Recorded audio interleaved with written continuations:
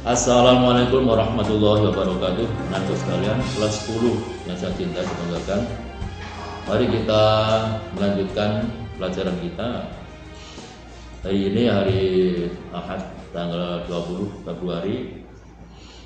Semoga kita dapat ilmu yang bermanfaat, ya Allahumma amin. Baik, anak sekalian, kita lanjutkan tentang masa khalifah kedua. Kalau kemarin kita bicara tentang khalifah yang pertama, Abu Bakar As-Siddiq. Sekarang yang kedua masa khalifah Umar bin Khattab. Umar bin Khattab adalah seorang khalifah yang terkenal sekali, yang punya julukan Al-Faruq, dan dia diangkat oleh Abu Bakar As-Siddiq karena memang karakteristik dia itu sangat pantas sekali, cerdas dan berani. Ini yang menjadi tolak ukur. Jadi kalau kecerdasan sudah dimiliki seorang pemimpin, apapun yang dilihat itu akan bisa terekam semua dan tersolusikan karena kecerdasannya itu. Yang kedua, dia berani. Apapun yang dihadapi, terutama orang-orang kafir Quraisy waktu itu atau orang-orang lawan Islam seperti di daerah Persia, di daerah Yantium, ya, itu dengan modal tekad berani inilah Islam menjadi semakin meluas. Maka ketika Umar bin Khattab ditunjuk oleh Abu Bakar juga sudah optimis, mempunyai semacam obsesi yang tinggi bahwa dengan memilih Umar bin Khattab, karena ketika Rasulullah sudah berdoa mohon seorang yang mampu untuk menegakkan Islam, ternyata Umar bin Khattab yang terpilih dan menjadi petunjuk dari Allah.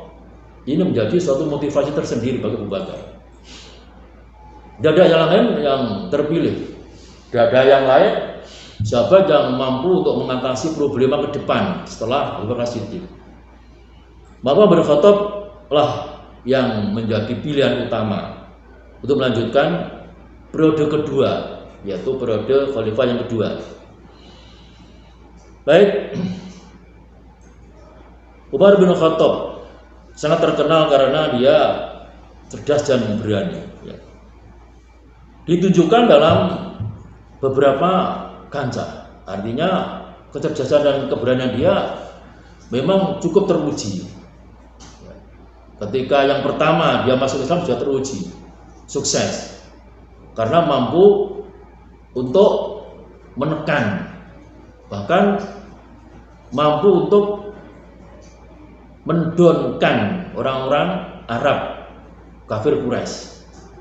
Jadi ketika dia berangkat hijrah ke Madinah sudah menantang orang-orang kafir Quraisy. Siapa yang berani? Kalau kepingin istrinya jadi janda, silahkan. Atau anaknya menjadi yatim, silahkan. Hadapi saya, Umar. Saya mau berangkat hijrah. Saya sudah meluk Islam. Mau ke Madinah, menyusul Rasulullah. Tidak ada yang berkutik. Dan ini ditunjukkan oleh Umar bin Khattab secara pribadi. Bukan karena dia itu dibackingi orang lain, karena mentalitasnya dia seorang pemberani. Di zaman-zaman sebelum masuk Islam juga sangat pemberani. Oke, selanjutnya bahwa keberanian Islam keberanian Umar bin Khattab ditunjukkan dalam satu, memperluas wilayah. Dalam perjuangan bagaimana Islam akan meluas, ya. Dan perluasan Islam terkenal dengan Futuhat al-Islamiyah, futuhat pembukaan.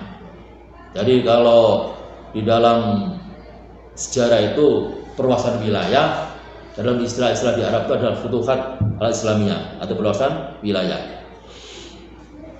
Baik, anak sekalian yang saya sayangi, bahwa Umar bin Khattab mempunyai predikat teramat spektakuler, istimewa keberaniannya dia. ditunjukkan selama dia berkuasa mampu memperluas atau mampu menyebarkan Islam sampai Suriah, Persia, dan Mesir. Bagaimana kita mempunyai semacam angan-angan seorang khalifah mampu menjajah sampai negara-negara besar, bahkan menghadapi orang-orang kafir Quraisy di luar Mekah dan Madinah, menyeberang keluar. Ya. Kalau dia tidak seorang yang berani, tidak akan mungkin. Bahkan yang dihadapi adalah negara-negara besar dan pulau-pulau besar seperti orang Bizantium. Ini sudah membesar sebelum Islam ada, sudah paling besar umat Kristen. Dia sebagai seorang komandan, khalifah, dia mengutus Khalid bin Walid untuk nanti diterjunkan sebagai seorang komandan, nanti akan diterjunkan ke daerah Suriah. Bagaimana dia nanti akan bisa setidaknya mengatasi umat Islam di sana dari berbagai yang permasalahan, terutama menghadapi orang-orang kafir, sekaligus dia dipesan harus bisa berhasil. Waktu itu orang-orang kafir, ya, orang-orang yang ada di Suriah itu tetap bertahan. Ketika Khalid bin Walid itu datang di sana, masih bertahan, belum mau memeluk Islam, karena dia masih mengandalkan sumbangan dari Heraklius dari Hims. Orang-orang yang dulu sebelum Islam itu berada di Hims masih bertahan, walaupun tentara-tentara Khalid bin Walid sudah datang ke sana. Ya. Selama 41 hari mereka tidak menyerah. Ya, tidak menyerah. Sudah diberitahu bahwa kamu sudah terancam, sudah mendekati kemunduran dan kehancuran. Tetapi mereka tetap bertahan di dalam benteng. Maka dengan gagah beraninya seorang Khalid bin Walid beserta para perwiranya di suatu malam, ada keterangan bahwa di setengah malam dia naik ke atas benteng. Jadi karena bentengnya terkunci rapat, karena Khalid bin Walid sudah lama di situ dan juga menyerah, maka dia naik ke atas benteng bersama para perwira tertingginya, kemudian mendobrak pintu gerbang utama. Dalam keadaan mereka tertidur, dia kaget. Di tengah malam ada umat Islam yang masuk dengan komandan Khalid bin Walid, sampai bisa bagaimana mereka bisa masuk. Ternyata karena keberanian seorang komandan ini mampu menghancurkan, mampu membawa mereka itu takluk total. Sehingga setelah dia masuk ke dalam gerbang, pintu langsung dibuka, umat Islam langsung masuk ke dalam benteng tersebut. Ya.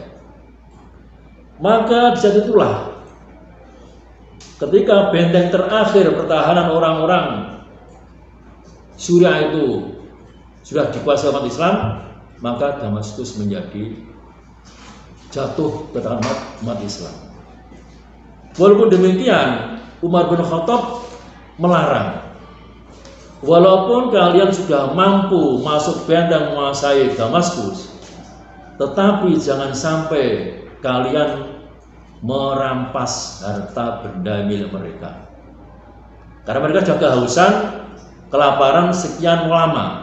Biarlah apa yang ada dihabiskan untuk bekal dia, sambil kita nanti dia diajak masuk Islam. Ini kode etik dalam peperangan yang ada di Suriah, itu khusus ya. Padahal biasanya kalau tentara kalah dirampas semuanya, namanya ghanimah.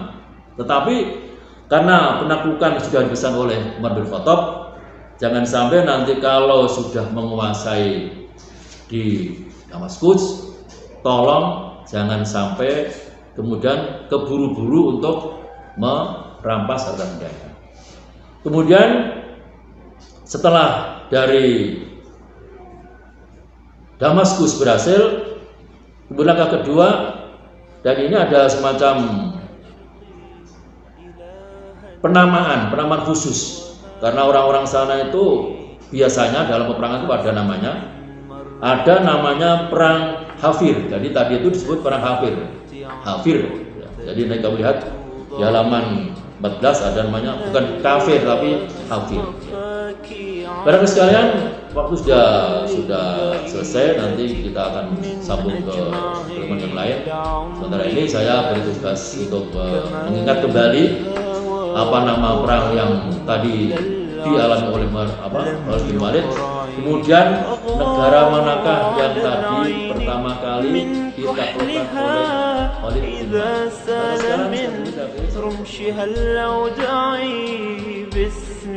Walid.